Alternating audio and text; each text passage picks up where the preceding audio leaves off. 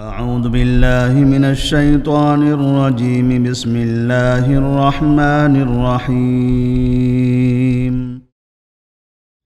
فبعث الله غرابا يبحث في الأرض ليريه كيف يواري سوءة أخيه قال يا ويلتها أعجزت أن أكون مثل هذا الغراب فأواري سوءة أخي فأصبح من النادمين. من أجل ذلك كتبنا على بني إسرائيل أنه من قتل نفسا بغير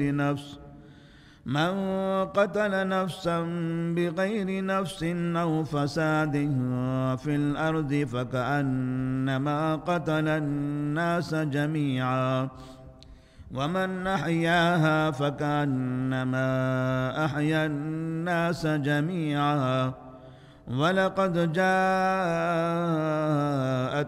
رسلنا بالبينات ثم إن كثيرا منهم بعد ذلك في الأرض لمسرفون.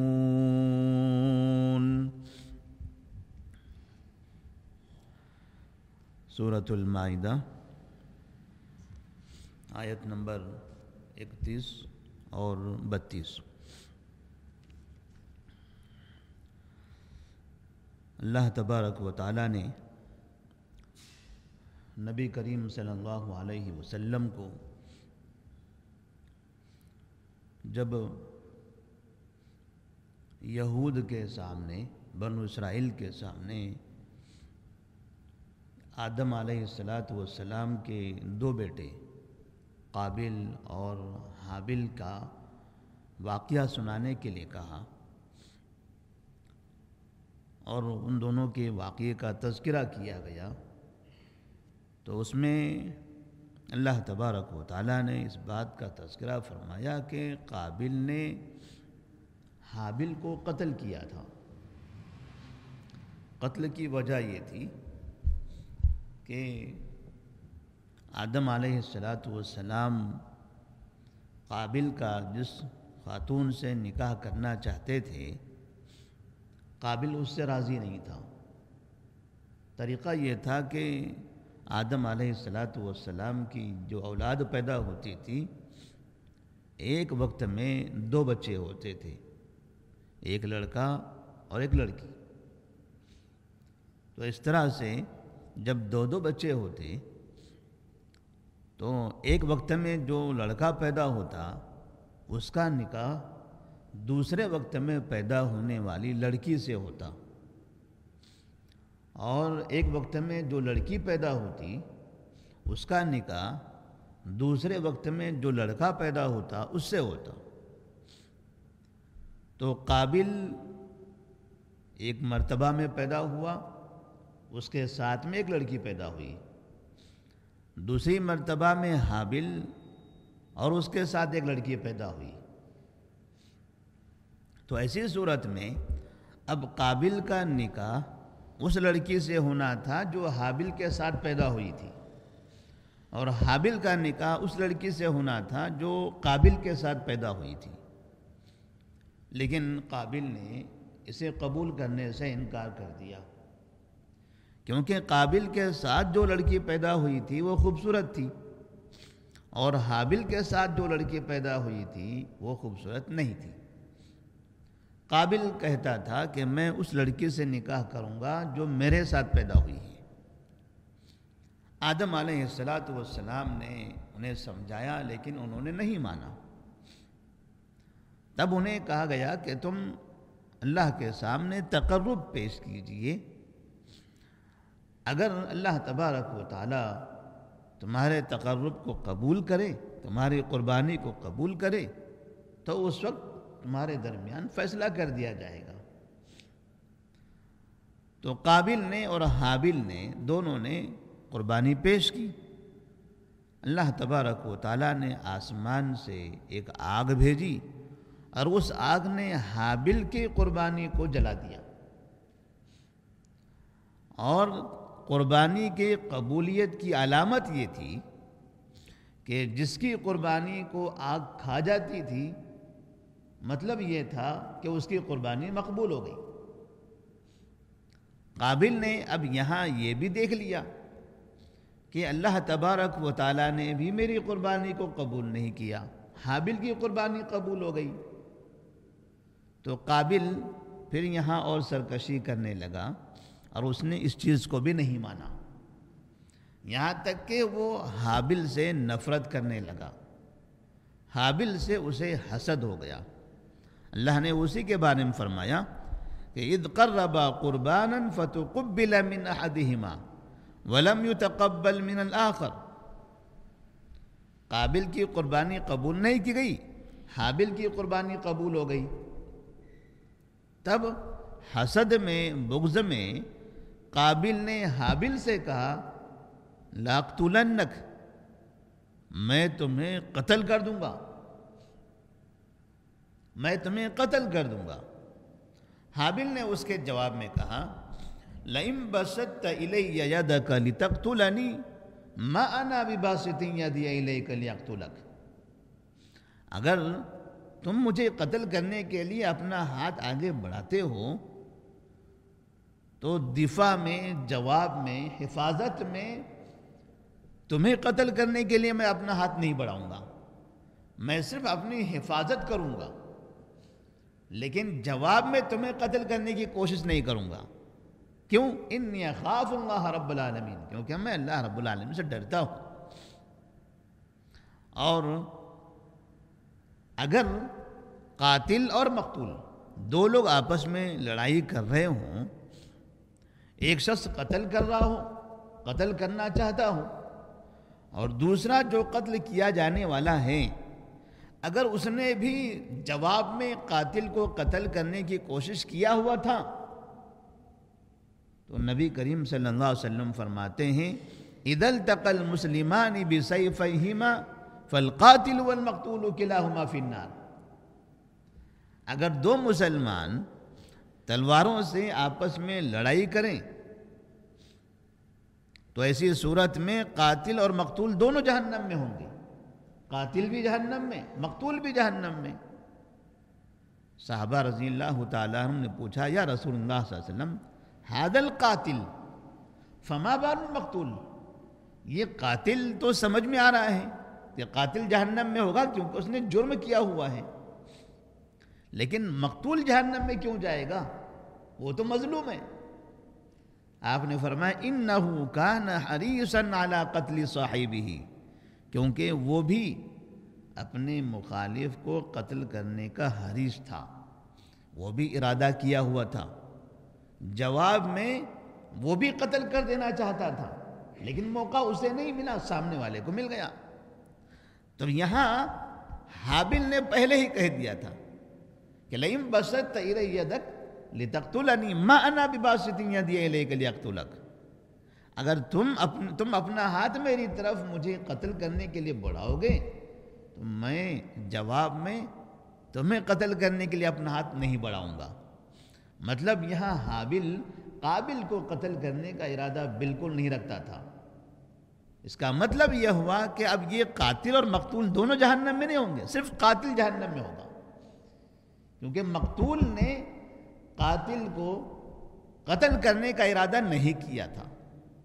اسی لیے اللہ تبارک و تعالیٰ اس کے بعد فرماتے ہیں انی ارید ان تبوء باسمی واسمک فتکون من اصحاب النار وذلک جزاء الظالمین، میں چاہتا ہوں کہ میرا اور تمہارا گناہ تم لے جاؤ، اپنا بھی گناہ لے لو، ہمارا بھی گناہ لے لو، یعنی ہم اگر تمہیں قتل کر دیتے یا قتل کرنے کا ارادہ کرتے تو جو گناہ مل سکتا تھا وہ گناہ بھی تمہارے اوپر چلا جائے، ہم تو یہ کام کرنے والے نہیں نہ چاہتے ہیں، بس تم ہی گنہگار رہو گے، ہم گنہگار نہیں رہیں گے، کیونکہ ہم ارادہ بھی نہیں کرنا چاہتے آپ کو قتل کرنے کا، موقع مل بھی جائے تو بھی ہم آپ کو قتل نہیں کریں گے۔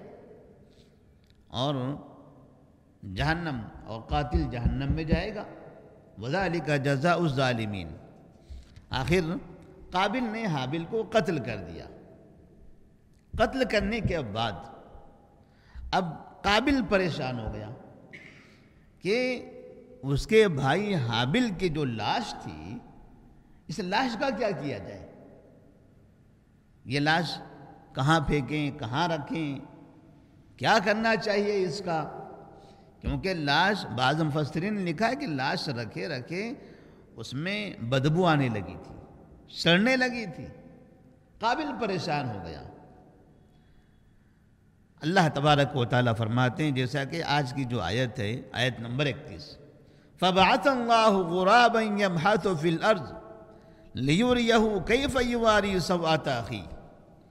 تو اللہ تبارک و تعالیٰ نے ایک کوے کو بھیجا، يَبْحَثُ فِي الْأَرْضِ لِيُرِيَهُ كَيْفَ يُوَارِي سَوْءَةَ أَخِيهِ، جو زمین کو کھود رہا تھا کہ وہ اسے دکھائے، یعنی قابل کو دکھائے، کیف یواری سوءۃ اخی، کہ اپنے بھائی کی لاش کو کیسے چھپانا چاہیے۔ اللہ تعالیٰ نے ایک کوے کو بھیجا۔ واقعہ یہ تھا کہ قابل ابھی اسی تلاش میں تھا کہ کیسے حابل کی جو لاش ہے اس کو چھپایا جائے، کیا کیا جائے اس لاش کا۔ تو اللہ تبارک و تعالیٰ نے 2 کووں کو بھیجا۔ وہ دونوں کوے آپس میں لڑ رہے تھے، ایک دوسرے کو مار رہے تھے۔ تو ایک کوے نے دوسرے کوے کو قتل کر دیا۔ حابل یہ منظر دیکھ رہا ہے۔ اب جیسے ایک کوے نے دوسرے کوے کو قتل کر دیا، تو قاتل کوے نے مقتول کوے کو اب چھپانے کے لیے باقاعدہ اس نے زمین میں گڑھا کھودا، اپنے قدموں سے مٹی ہٹائی، گڑھا بنایا اور مقتول کوے کو اس میں ڈال دیا اور اوپر سے مٹی ڈال دی۔ قابل نے یہ منظر دیکھا کہ کوہ یہ کر رہا ہے، مقتول کو اس طرح سے گڑھا کھود کر ڈال رہا ہے۔ تب ایسی صورت میں قابل کو حابل کی لاش چھپانے کا طریقہ مل گیا۔ اب اس نے بھی فوراً گڑھا کھودا اور گڑھا کھود کے حابل کو اس میں ڈال دیا۔ بعض مفسرین نے لکھا ہے کہ یہ دنیا کا پہلا قتل تھا، بلکہ دنیا میں انسانی آبادی میں پہلی موت تھی۔ ان سے پہلے ابھی تک کسی کا انتقال نہیں ہوا تھا۔ یہ پہلا شخص تھا حابل جس کا انتقال ہوا، کیونکہ اگر اس سے پہلے بھی کسی کا انتقال ہو چکا ہوتا تو وہ انتقال ہونے والے جو میت ہوتے تھے انہیں ان کے ساتھ کیا کیا جانا چاہیے، کیا کیا جاتا تھا، کم سے کم حابل کو اس کا علم تو ہوتا۔ وہ جانتا کہ ہم سے فنا کا انتقال ہوا، کیا کیا گیا اس کا، لوگوں نے اسے کیا کیا، کیا دفن کیا یا کیا کس طرح سے اس کے ساتھ کیا گیا۔ تو اگر اسے یہ نہیں معلوم تھا کہ کیا کرنا چاہیے، اس کا مطلب یہ ہوا کہ اس سے پہلے ابھی تک کسی کی موت بھی نہیں ہوئی تھی۔ یہ آدم علیہ السلام کی اولاد میں پہلی موت تھی، اور پہلی جو موت ہوئی ہے وہ قتل سے، اور یہ قتل جو ہوا ہے ایک بھائی کے ہاتھ سے دوسرے بھائی کا، ایک بھائی کے ہاتھ سے دوسرے بھائی کا، ایک اچھے بھائی کا قتل، ایک نافرمان بھائی کے ہاتھوں ایک فرما بردار بھائی کا قتل۔ اس کا مطلب یہ ہوا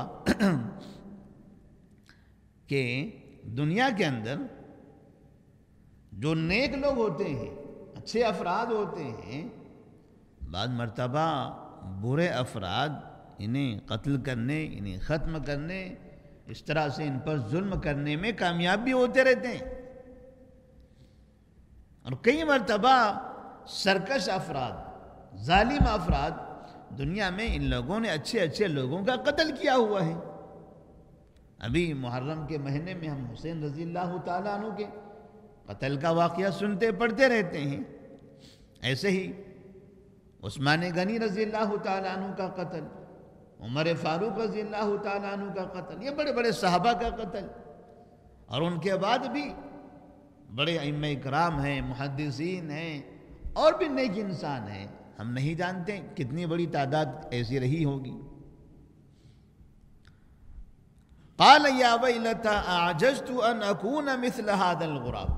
اب یہ جو قابل نے حابل کو قتل کرنے کے بعد اس کوے کا منظر دیکھ کر اپنے بھائی کو زمین میں دفن کر دیا، گڑھا کھود کر ڈال دیا، اوپر سے مٹی ڈال دی، کہتے ہیں یہیں سے انسانوں کے موت کے بعد ان کو دفن کرنے کا طریقہ شروع ہوا، یہیں سے یہ طریقہ شروع ہوا، اور پھر اسلام میں یہی طریقہ چلتا رہا، آج تک بھی اسلام میں یہی طریقہ ہے۔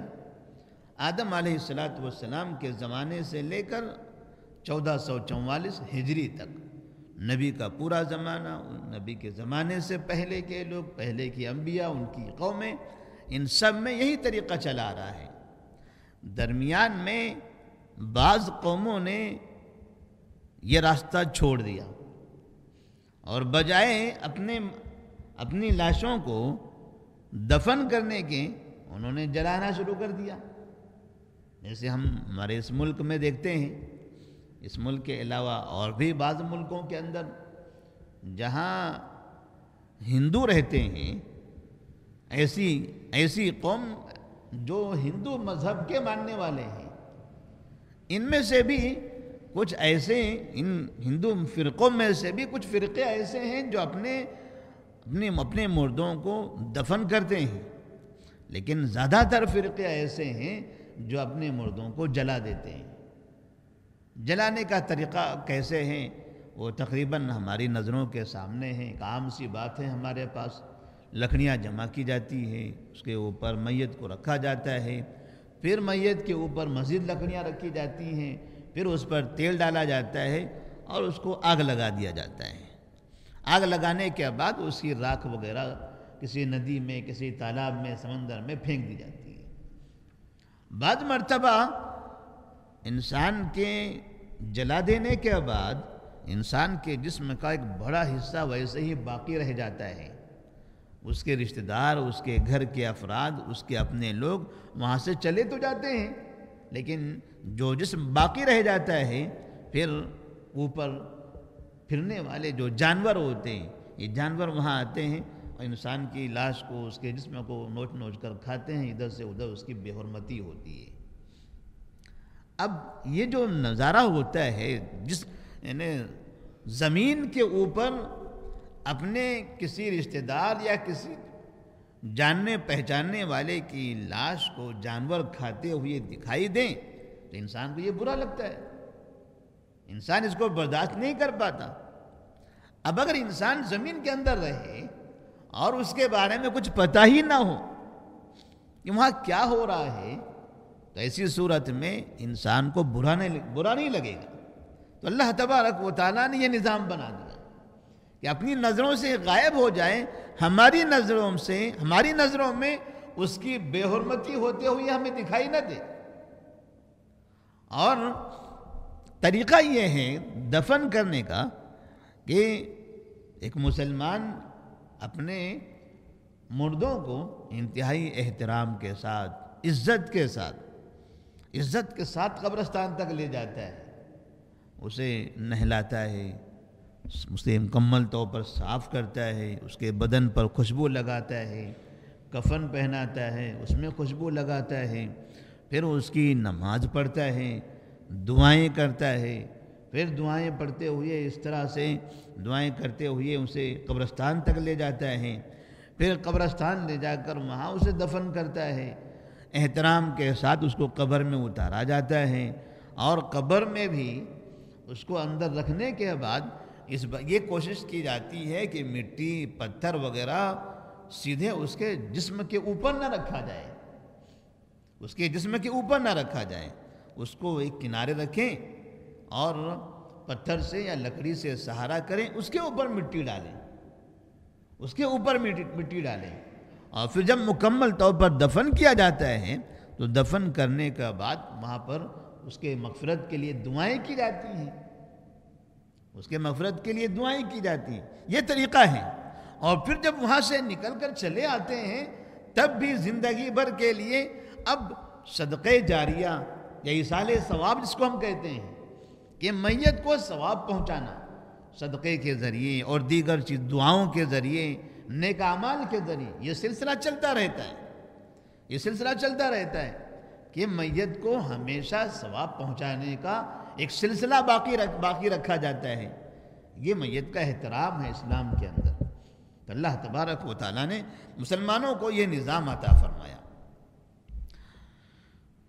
قال یا ویلتا اعجزت ان اکون مثل هذا الغراب، جب قابل نے کوے کو یہ کرتے ہوئے دیکھا تو اس نے افسوس کرتے ہوئے کہا یا ویلتا اعجزت ان اکون مثل هذا الغراب، میں اس کوے کی طرح بھی کرنے سے عاجز ہو گیا۔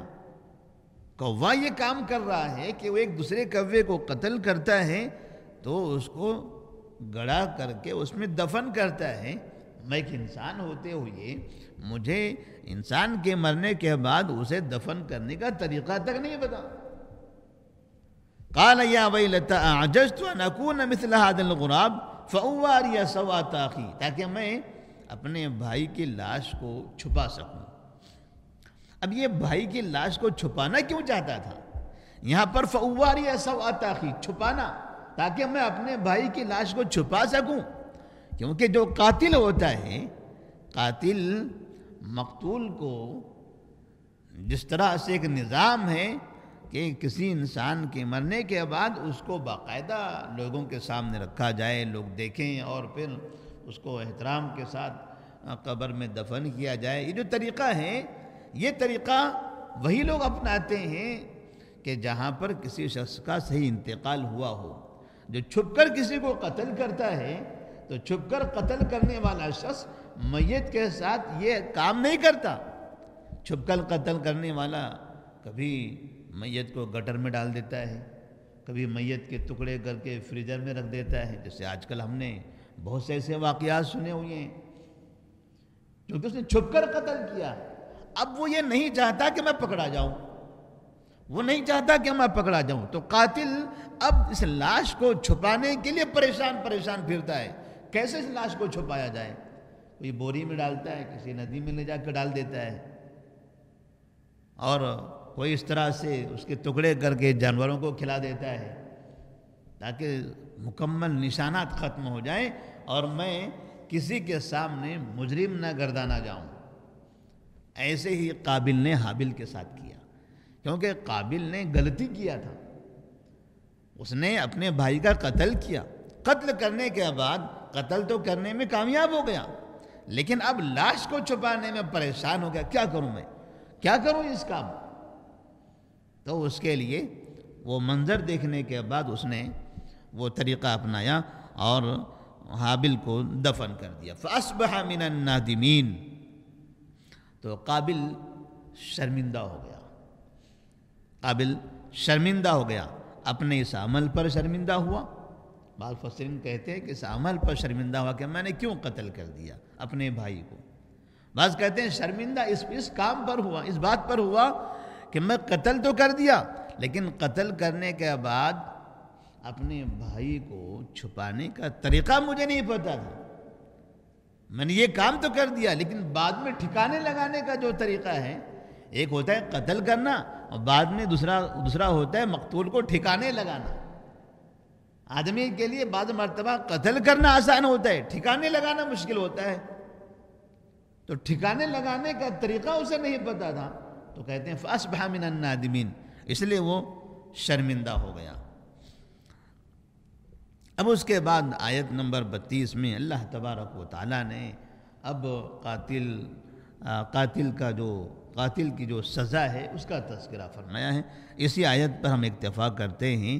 تو اس آیت سے جب نبی کریم صلی اللہ علیہ وسلم کو اللہ تبارک و تعالیٰ حکم دیتے ہیں وَاتْلُ عَلَيْهِمْ نَبَأَ ابْنَيْ آدَمَ بِالْحَقِّ، اے نبی صلی اللہ علیہ وسلم آدم علیہ السلام کے 2 بیٹوں کا واقعہ اب ان کے سامنے بیان کرو۔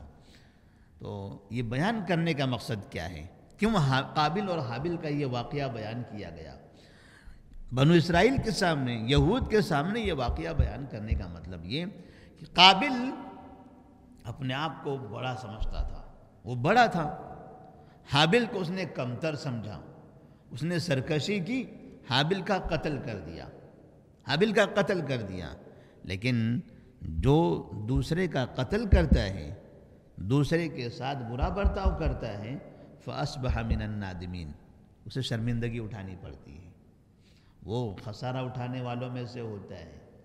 بنو اسرائیل یا یہود اپنے بعد آنے والے امت محمدیہ پر فخر کرتے تھے، بعد میں آنے والے نبی صلی اللہ علیہ وسلم اور ان پر ایمان لانے والے صحابہ رضی اللہ تعالیٰ عنہم ان کے مقابلے میں فخر کرتے تھے۔ ہم تو موسیٰ علیہ السلام کے ماننے والے ہیں، نحن ابناء اللہ وحباؤ، ہم تو اللہ کے بیٹے اور اللہ کے محبوب ہیں۔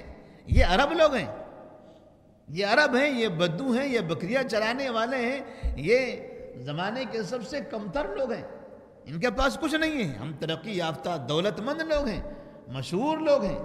انہیں اس چیز کا فخر تھا، وہ سرکشی کرتے رہے، اور انہوں نے ہمیشہ اس بات کی کوشش کی کہ نبی کریم صلی اللہ علیہ وسلم کو قتل کریں، صحابہ رضی اللہ تعالیٰ عنہم کو دھوکہ دیں، انہیں نقصان پہنچائیں۔